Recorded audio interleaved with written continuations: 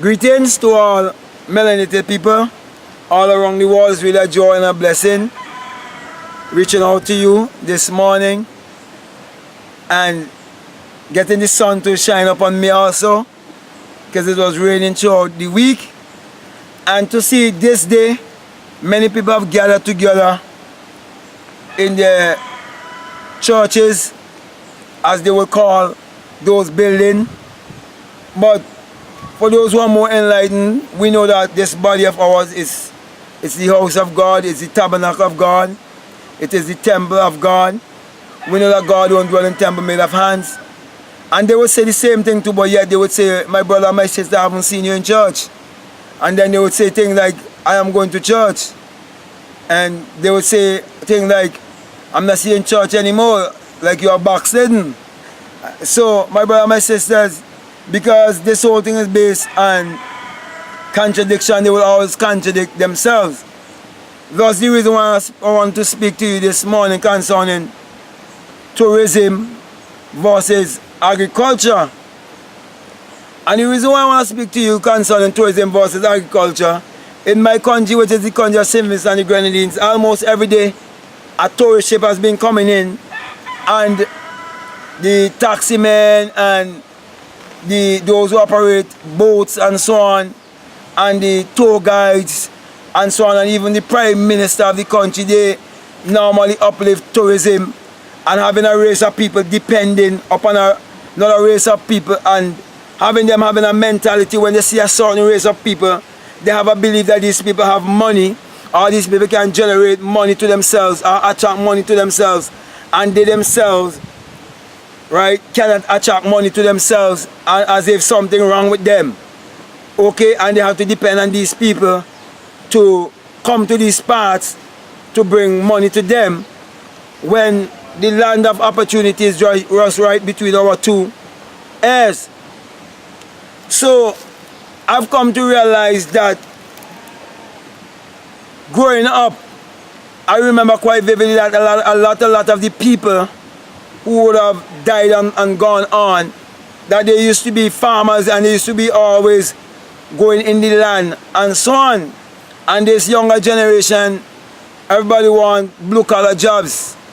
Everybody want to sit around a desk. But they are missing true agriculture, because agriculture is said to be the backbone of any economy. And when you speak about the backbone of any economy, people only say in the agriculture whereby you go and you sow seed out in the land. But I'm speaking about a different agriculture.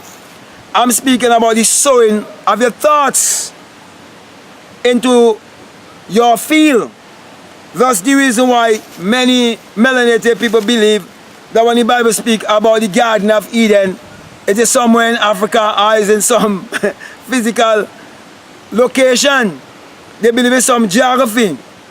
But the Garden of Eden is speaking about your mind, where you sow all of your thoughts, and you have to till the soil, which means you have to control your thoughts, and you have to choose how to think, whether to think positively or negatively.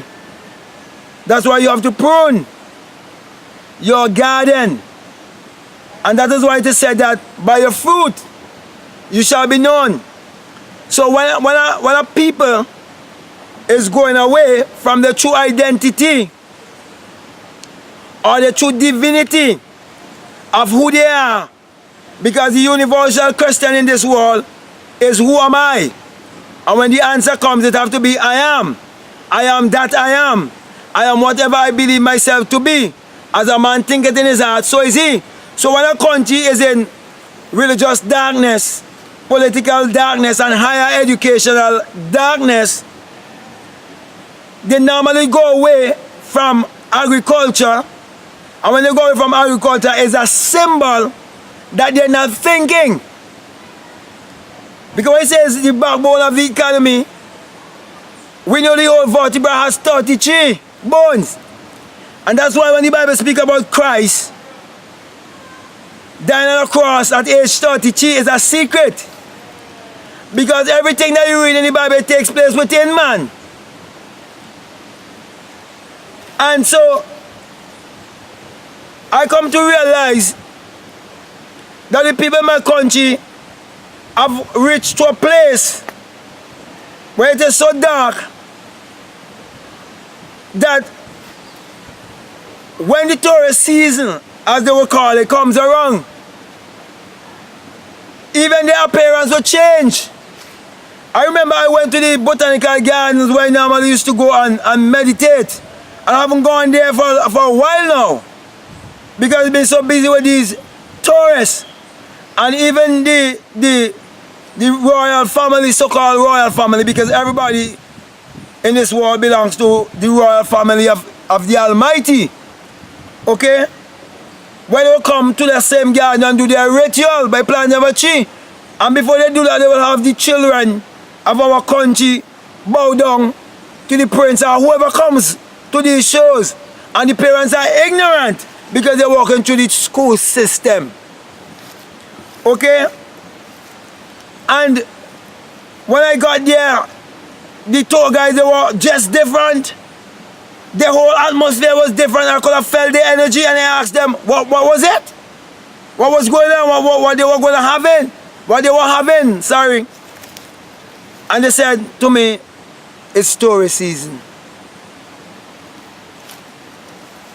And so my brother and my sisters, the message I want to bring across to you is that you must be an agriculturalist by sowing the right thought within your mind. Because your thought is what is creating your reality. And as you will plant a seed in the ground, and will bring forth fruit, so too is your thoughts.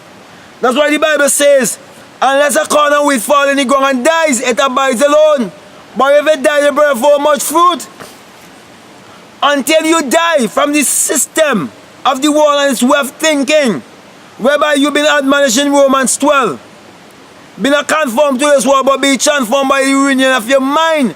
Until you renew your mind and renew your thinking, you will all be slave under tourism industry instead of an agricultural industry, whereby you understand the laws of thoughts and how to sow the thoughts in your mind and how to go to bed more consciously and how to commune with your own heart upon your bed and be still according to Psalm 4:4 and Matthew 6:6.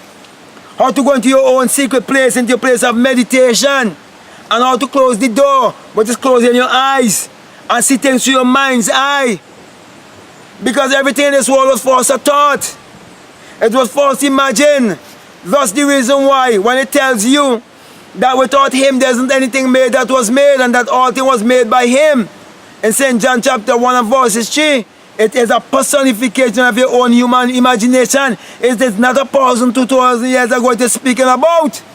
But as long as our people have that kind of concept of a God outside of themselves and believe in the white idol that was given unto them and believe in Jesus Christ as a man 2,000 years ago with blonde hair and blue eyes, or believe him to be some Jewish man from the Middle East, they will all be slaves in the tourism industry, in the hospitality industry. That's the reason why I wrote a book called Book of Memory Resort and The Messenger soon.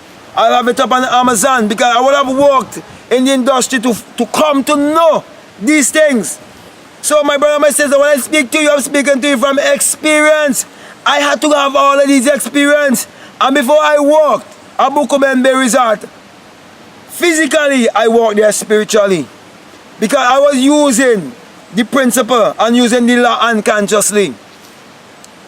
But now I've actually come into the promise, and now come into the promise, which is coming to my true identity, finding my true self.